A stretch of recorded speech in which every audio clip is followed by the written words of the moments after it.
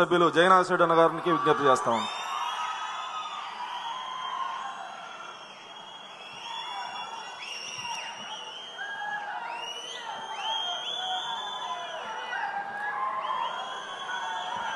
కారణ జన్మలు తెలుగుదేశం పార్టీ వ్యవస్థాపకులు విశ్వవిఖ్యాత నట సార్వభౌమ నందమూరి తారక రామారావు గారి యొక్క జయంతి సందర్భంగా ఘన నివాళులు అర్పిస్తూ ఈరోజు ఏదైతే సమగ్ర సాగునీటి ప్రణాళికలతోటి ఉజ్వల ప్రగతి తీర్మానాన్ని బలపరిచేటువంటి అవకాశం కల్పించినటువంటి గౌరవ ముఖ్యమంత్రి వర్యులు నారా చంద్రబాబు నాయుడు గారికి, జాతీయ ప్రధాన కార్యదర్శి నారా లోకేష్ బాబు గారికి, వేదిక మీద ఉన్నటువంటి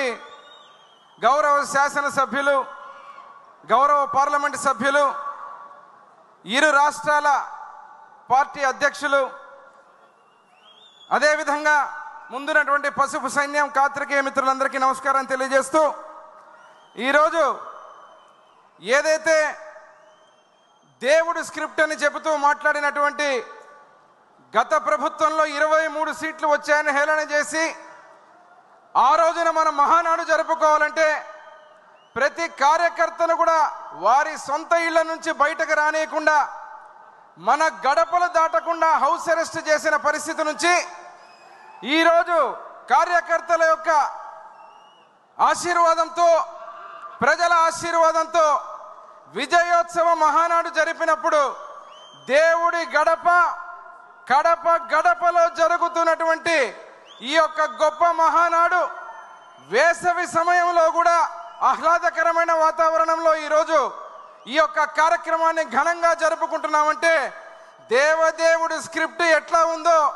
ఈరోజు మీకే అర్థమవుతా ఉంది. మరి ఏదైతే ఆంధ్రప్రదేశ్ సాగునీటి రంగాన్ని గురించి ఇక్కడ ఉన్నటువంటి పరిస్థితులు చూస్తే మీరు నదీ నీటి అసమతుల్యతలు కానీ, అదేవిధంగా వర్షపాతం తక్కువగా ఉన్న గత ప్రభుత్వం పాలకులు చేసినటువంటి అనేక తప్పిదాలు, అవినీతి కార్యక్రమాలు, ప్రాజెక్టుల మీద కనీసం ఏమాత్రం దృష్టి పెట్టకుండా నిర్వీర్యం చేసినటువంటి పరిస్థితి, విధ్వంసానికి బ్రాండ్ అంబాసిడర్లుగా గత ప్రభుత్వం గురించి మాట్లాడితే ఒక్కసారి సాగునీటి ప్రాజెక్టులు అన్నప్పుడు గ్రీసు లేని గేట్లు, నీళ్లు ప్రవాహం పెరిగితే గేట్లు కొట్టుకుపోయి ప్రాణాలు పోతే, గురు రాఘవేంద్ర ప్రాజెక్టు లాంటి ప్రాజెక్టులకు ఈరోజు కాపర్ వైర్లు మోటార్లు కొట్టేస్తే, కనీసం పోలవరం జీవనాడి అటువంటి ప్రాజెక్టుని రివర్స్ టెండరింగ్ పేరు మీద దాదాపుగా డయాఫ్రమ్ వాళ్ళు దెబ్బతీసే పరిస్థితి తీసుకొచ్చినటువంటి దుస్థితి. మరి ఈరోజు మన ప్రభుత్వం, కూటమి ప్రభుత్వం అధికారంలోకి వచ్చిన తర్వాత వికాసాన్ని ముందుకు తీసుకుపోతూ ప్రతి ఒక్క ప్రాజెక్టుని ముందుకు తీసుకుపోయే విధంగా సమగ్ర సాగునీటి ప్రణాళిక అంటే ముఖ్యమంత్రిగా నారా చంద్రబాబు నాయుడు గారు గతంలో లాగా జలయజ్ఞం పేరు మీద ధనయజ్ఞం చేసుకొని కమిషన్లు కొట్టడం కాదు, నీటి వనరుల సమీకరణ, వర్షపు నీటి సంరక్షణ, నదుల అనుసంధానం, కాలువల పునరుద్ధరణ, మైక్రో ఇరిగేషన్తో ఒక సమగ్ర ప్రణాళిక చేసుకొని ఈ ప్రభుత్వం ముందుకు పోవడం జరుగుతూ ఉంది. హైటెక్ సిటీ రూపకర్త విజన్ 2020,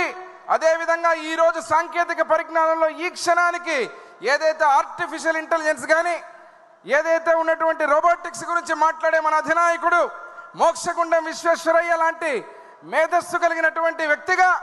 అదే రకంగా అపర గౌతములలాగా గోదావరి కృష్ణ అనుసంధానం, నదుల అనుసంధానం చేసి పట్టిసీమ ప్రాజెక్టు ద్వారా రాయలసీమకు నీళ్లు ఇచ్చినటువంటి ఘనత మన ముఖ్యమంత్రి వారు నారా చంద్రబాబు నాయుడు గారికే దక్కింది. మరి ఈరోజు పంపుల ద్వారా రాయలసీమకు నీళ్లు ఇస్తారని మాట్లాడిన మూర్ఖులు ఎక్కడికి పోయారో అడ్రస్సే లేకుండా పోయినటువంటి పరిస్థితి ఈరోజు రాయలసీమ ప్రాజెక్ట్ అన్నప్పుడు తెలుగు గంగ ప్రారంభించి సృష్టించినటువంటి మగాడు నందమూరి తారక రామారావు గారు అయితే పట్టిసీమ ద్వారా, అదే రకంగా హంద్రీనీవా ద్వారా, అదే రకంగా కర్నూలు పశ్చిమ ప్రాంతం ఆర్టీఎస్ రైట్ కెనాల్ కావచ్చు, గుండ్రేవల ప్రాజెక్టు కావచ్చు, వేదావతి కావచ్చు, అదే రకంగా అనంతపురం జిల్లాలో భైరవాని తిప్ప కావచ్చు, పెరూరు ప్రాజెక్టు కావచ్చు, గాలేరి నగరి కావచ్చు, Madakasira branch canal, మిడ్పన్నీర్, Gandikota CBR, Annamayya project, ఉమ్మడి రాష్ట్రంలో కేసీకిన ఆధునీకరణ చేసిన మొనగాడు నారా చంద్రబాబు నాయుడు గారు కాదని అడుగుతున్నాం. ఈ మహానాడు వేదిక నుంచి అదే రకంగా రాయలసీమలో వందల గ్రామాల్లో యువగళం పాదయాత్ర చేస్తూ మన రథసారథి నారా లోకేష్ బాబు గారు కళ్ళారా చూసి రాయలసీమ డిక్లరేషన్ ద్వారా సాగునీరు త్రాగునీరు ఇచ్చేటువంటి కార్యక్రమానికి నాంది పలకడం జరిగింది. ఈరోజు ఆంధ్ర రాష్ట్ర ప్రజలు ఇచ్చిన అధికారాన్ని వరంగా కాదు బాధ్యతగా స్వీకరిస్తూ మన రాష్ట్ర సర్వతోముఖ అభివృద్ధికి అత్యంత కీలకంగా జీవనాడైన పోలవరాన్ని గత ప్రభుత్వంలాగా గంటకు ప్రారంభిస్తాం, అరగంటకు ప్రారంభిస్తాం, అనేక రకాల మాటలు చెప్పినటువంటి ప్రభుత్వంలాగా కాకుండా ఒక నిర్దిష్టమైన కార్యాచరణతో 2027 ప్రాంతానికి సంవత్సరానికి పోలవరాన్ని పూర్తి చేస్తానని చెప్పడం, సమగ్ర సాగునీటి ప్రణాళికలు అంటేనే కేవలం నీటి ప్రవాహ మార్గాలు కాదు,